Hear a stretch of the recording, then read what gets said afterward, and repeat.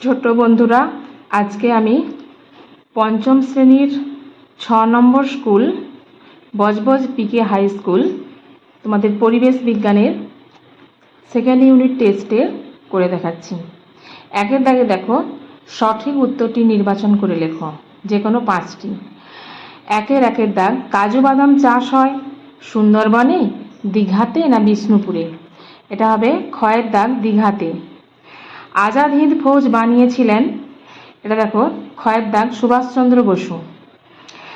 3 দাগ, শিশু দিবস পালন করা হয়, এটা হবে গয়ের দাগ, 14ই নভেম্বর তারিখে।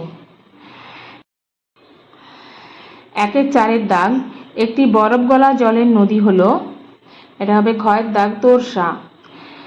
5 দাগ, ছৌ নাচ বিখ্যাত, এটা হবে খয়ের দাগ, পুরুলিয়া জেলায়। 6 দাগ, আমার সোনার বাংলা আমি তোমায় ভালোবাসি গানটি লিখেছিলেন, গয়ের দাগ, রবীন্দ্রনাথ ঠাকুর। এবারে দেখো 2 দাগ, শূন্যস্থান পূরণ করো। 1 দাগ, তমলুকের আদি নাম, এটা হবে তাম্রলিপ্ত, তাম্রলিপ্ত।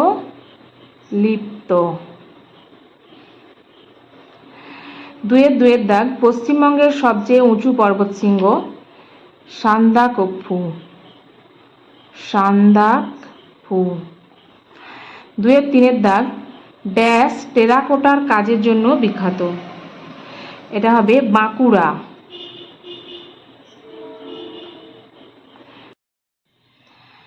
পেঁপের মতো খেতে একটি ফল হলো ড্যাশ, যেটি পাহাড়ি অঞ্চলে চাষ করা হয়, এটা হবে স্কোয়াশ, স্কোয়াশ।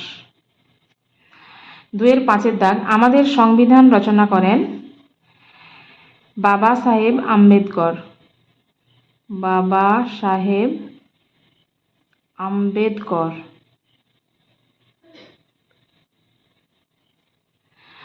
3 দাগে দেখো, সত্য না মিথ্যা লেখো। একশৃঙ্গ গন্ডার দেখতে পাওয়া যায় সুন্দরবনে, এটা হবে মিথ্যা। আগে কীটনাশক হিসেবে ব্যবহার করা হতো তুলসী পাতা, এটাও মিথ্যা। গান্ধী বুড়ি নামে পরিচিত মাতঙ্গিনী হাজরা, এটা হবে সত্য। 4 দাগ, উঁচু জমিতে আউশ ধানের চাষ হয়, এটা সত্য। একটি লুপ্তপ্রায় মাছ হলো ইলিশ, এটা মিথ্যা। 4 দাগে দেখো, বাম স্তম্ভের সঙ্গে ডান স্তম্ভের মিল দেখাও। 1 দাগ, বীরভূম, বীরভূম হচ্ছে গয়ের দাগের সঙ্গে মিলবে, সিউড়ির সঙ্গে। 2 দাগ, দক্ষিণ 24 পরগনা, এটা হচ্ছে দক্ষিণ 24 পরগনার ঘয়ের দাগের সঙ্গে মিলবে আলিপুর। মালদা, মালদা হচ্ছে কার সঙ্গে মিলবে না, ইংলিশ বাজার, মালদা হচ্ছে ইংলিশ বাজার। আর দক্ষিণ দিনাজপুর মিলবে হচ্ছে বালুরঘাট, খয়ের দাগ। এবারে দেখো 5 দাগ, নিম্নলিখিত প্রশ্নগুলির একটি বাক্যে উত্তর দাও। পশ্চিমবঙ্গে ম্যানগ্রোভ উদ্ভিদ কোথায় দেখা যায়, এটা হবে সুন্দরবনে, সুন্দরবনে। 2 দাগ, মহানন্দা নদীর উৎপত্তিস্থল কোথায়, এটা হবে দার্জিলিং জেলার ডাউহিলে, দার্জিলিং জেলার ডাউহিলে, ডাউহিলে। পরের প্রশ্ন দেখো 5 দাগ, বঙ্গভঙ্গ আন্দোলন কত সালে হয়েছিল, এটা হবে 1905 সালে। 4 দাগ, কোথাকার ফজলি আম বিখ্যাত, এটা হচ্ছে মালদার। বোটানিক্যাল গার্ডেন কোন জেলায় অবস্থিত, না হাওড়া জেলায়, হাওড়া। গঙ্গা নদীর উৎপত্তি কোথা থেকে, এটা হবে গঙ্গোত্রী হিমবাহের গোমুখ গুহা থেকে। গঙ্গোত্রী হিমবাহের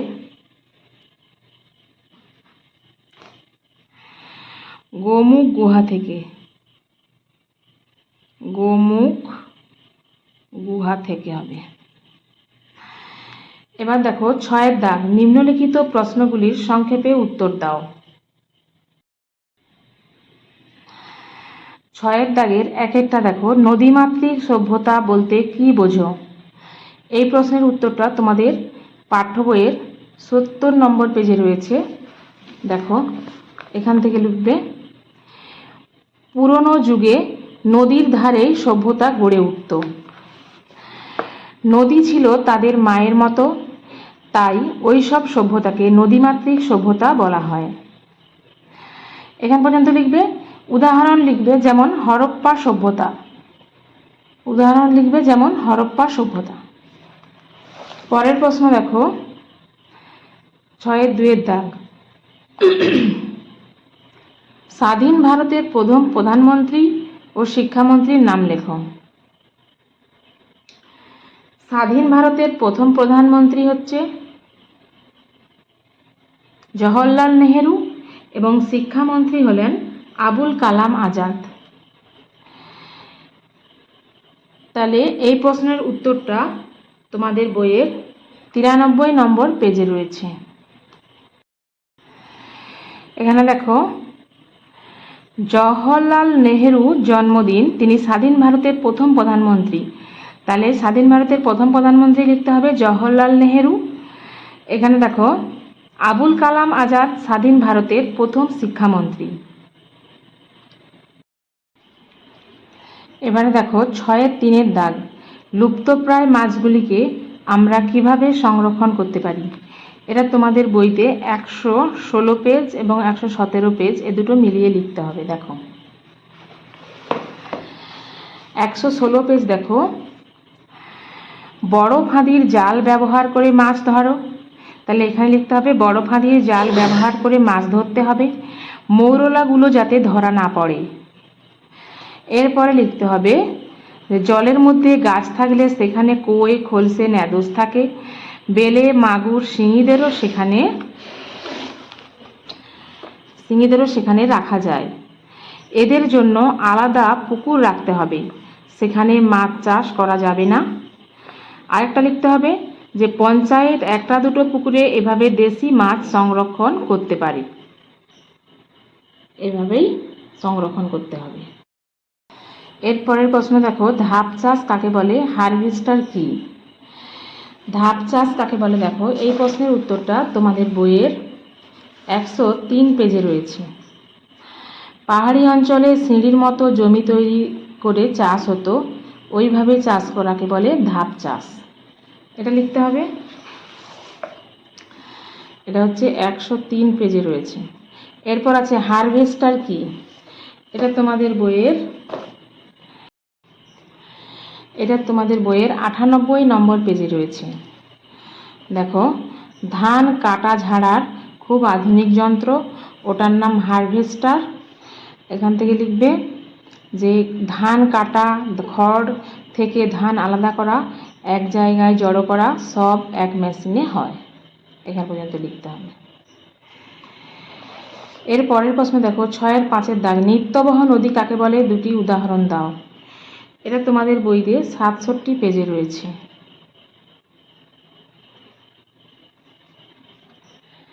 দেখো এখানে দেখো, সব সময় বয়ে যায়, সারা বছর জল থাকে, গঙ্গা হলো নিত্যবহ নদী। তাহলে এখানে কি লিখবে? যে নদীগুলো সব সময় বয়ে যায় ও সারা বছর জল থাকে তাকে নিত্যবহ নদী বলে। উদাহরণ লিখবে গঙ্গা, আরেকটা লিখবে তিস্তা, নিচের দিকে রয়েছে তিস্তা, এই দুটো উদাহরণ লিখবে। তাহলে আজকে এখান পর্যন্তই, পরের দিন আবার পরের প্রশ্ন নিয়ে দেখা হবে।